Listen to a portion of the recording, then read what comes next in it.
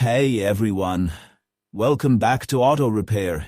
If you're seeing that dreaded check engine light on your dashboard, you're probably wondering what's going on. Well, today we're diving into one specific trouble code you might be dealing with, P0446. So let's break down what this code means, what causes it, how you can fix it. Let's get started.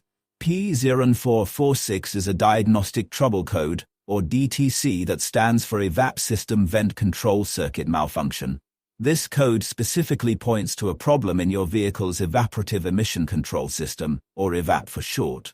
Here are some common causes of the P0446 code. 1. Faulty vent valve. Solenoid. The vent valve controls the airflow in the EVAP system. If it fails, the system can't vent properly, triggering the code. 2. Clogged or damaged EVAP hoses. If the hoses connected to the EVAP system are cracked, clogged, or damaged, it can restrict airflow and cause issues. 3.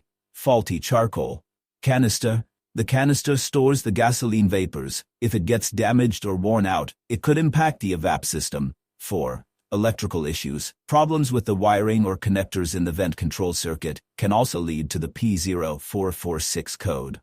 Now fix it. First, you'll want to inspect the vent valve and solenoid. If these parts are stuck open or closed, they might need to be replaced. Check the wiring connected to the vent control valve for any damage or corrosion. Next, you should inspect the EVAP hoses for any signs of cracks, holes, or leaks. Any damage here can lead to issues with venting and throw off the whole system. Alright guys, that's a wrap on understanding the P0446 trouble code.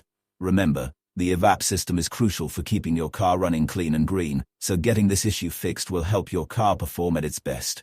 Thanks for watching. If you found this video helpful, like and comment, and don't forget to subscribe.